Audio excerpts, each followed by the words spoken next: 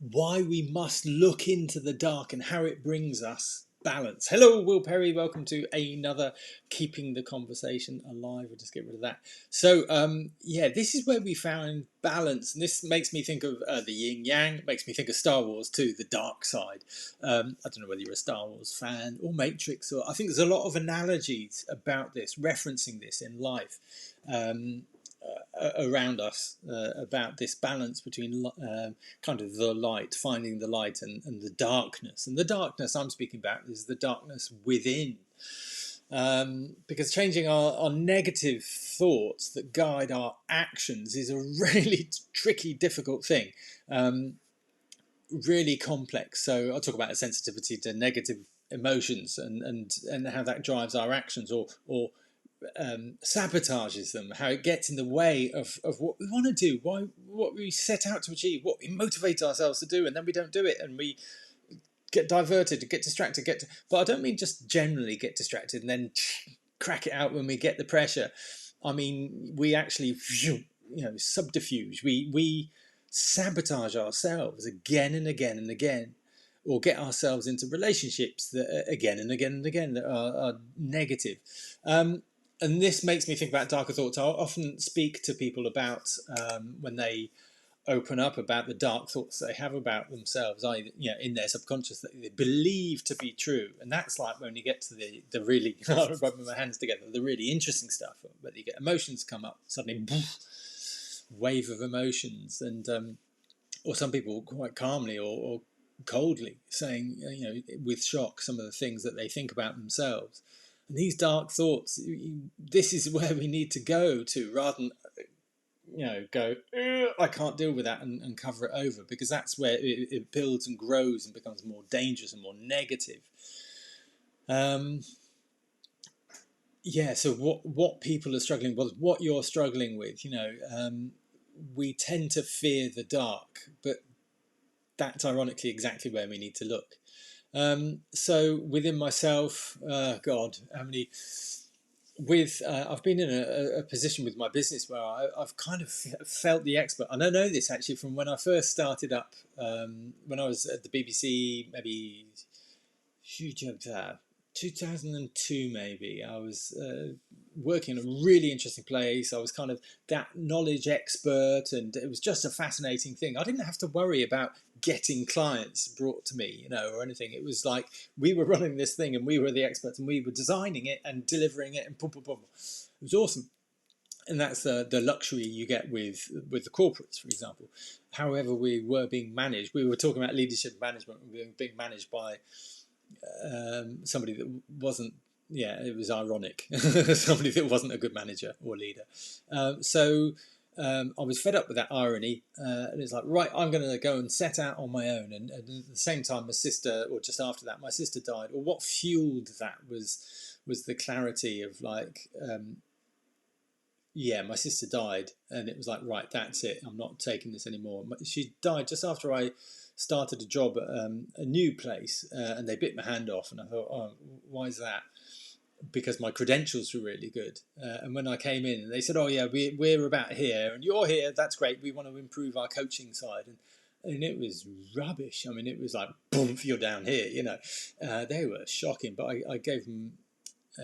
Without arrogance, I thought, yeah, okay, let's do this. Yeah, they seem open. Gave them the credit that they were doing what they were saying. And when I went in there, they so weren't.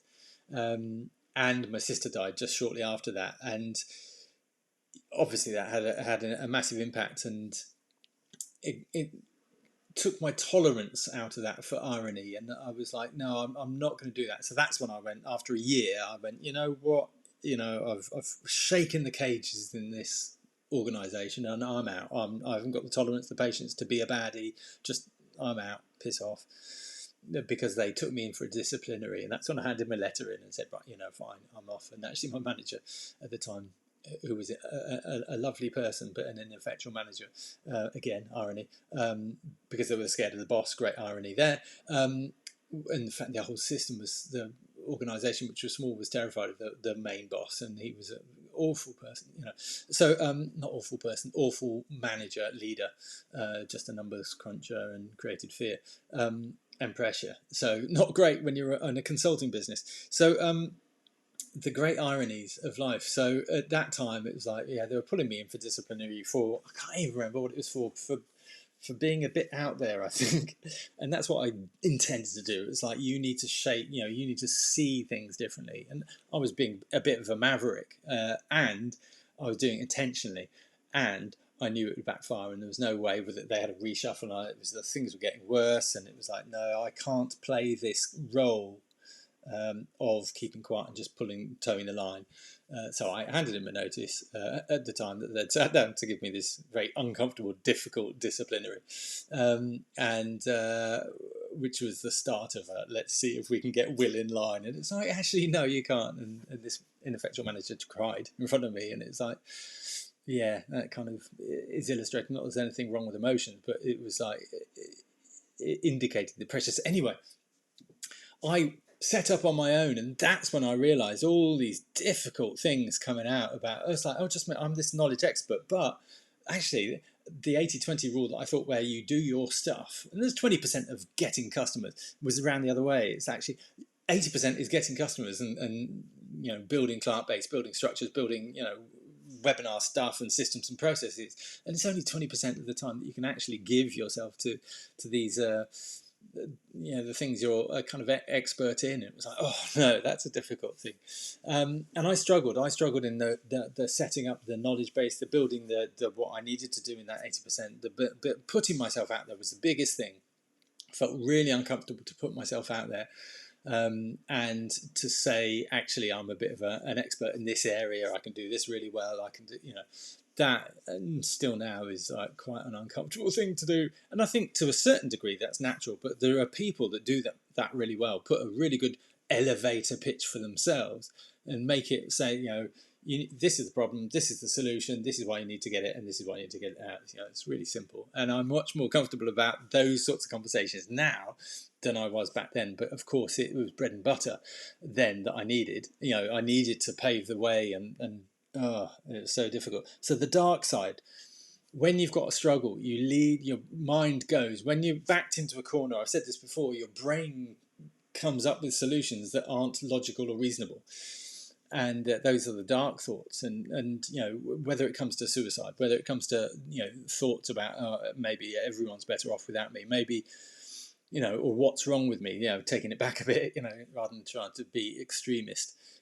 Taking it back a bit, there's something wrong with me, I can't fix that, I can't, there must be something wrong with me, why can't I get out of this, why can't I get out of this, not just the kind of depression, but the negativity, why can't I break the pattern that I'm stuck in, why am I so stuck, what's wrong with me, and bouncing off that for so long. I can remember in a situation that I was in, I kind of keep it general, so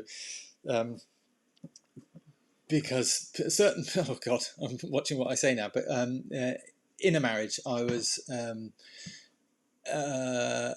didn't have any money, and I wasn't bringing my money in through my own business, but the balance was that I was being kind of the house husband, but I had to ask for money for a haircut, and that was just so demoralising.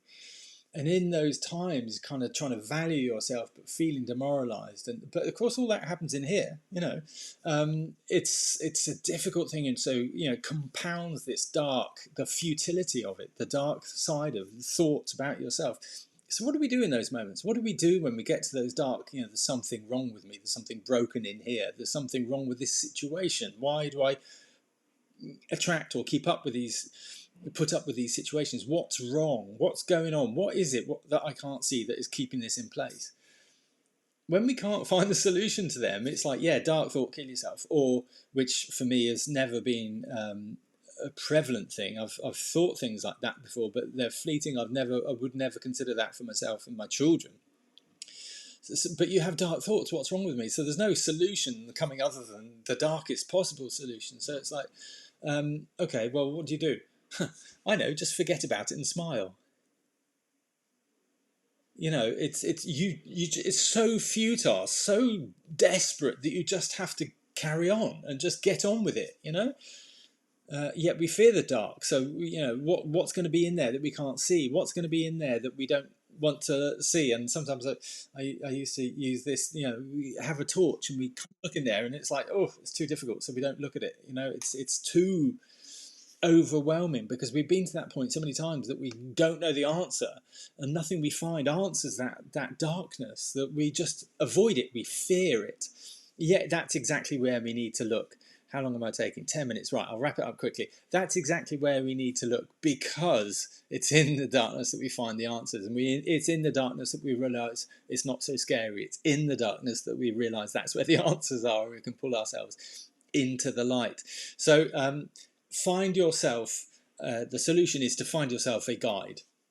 And I'm not suggesting it's going to be me, but find somebody that resonates with you, that speaks of what you need to solve, the problem that you need to solve. And that's in anything, marketing. This person, I really like this person because they're talking my language, that sort of thing. Find a guide that speaks to you of the problem that you have, and let them help you not lose your way, because losing your way in the darkness, that's scary, because we make the darkness scary. Losing your way in the darkness is ultimately a really scary thing. So let them help you find the way out and find what you need to find yourself and pull yourself towards the light. Because it doesn't happen just once. This is a multifaceted, multi-layered thing. So, I've made improvements, massive improvements and changes over the years, as I'm sure you have. Yet there's always the next struggle, the next challenge, and it could draw towards this darkness that I'm speaking of. And not everybody will relate to this, but if you do and you relate to this, then my suggestion to you is, find a guide that you resonate with, that has experienced and been through that journey and come out the other side. So not just one that can take you into the darkness, one that can take you into it and through to the other side. So I guess for me, in rounding this off, the self-esteem test is, I've spoken about that a few times, so you can get that a few times, but please share this. I don't often say that, actually. Share this with somebody who you think would benefit or find an interest in it, but ask me how I might help. If you're thinking, yes, Will, I want you to be my guide, then just ask me how I might help guide you, because there's lots of different ways and options, obviously, in that and my programs. But come and have a conversation if that's of interest, if this resonates with you. All right, many thanks. That's 12 minutes 40. I shall go now. Speak to you soon. Hope you're well. Enjoy the rest of your day. Bye bye.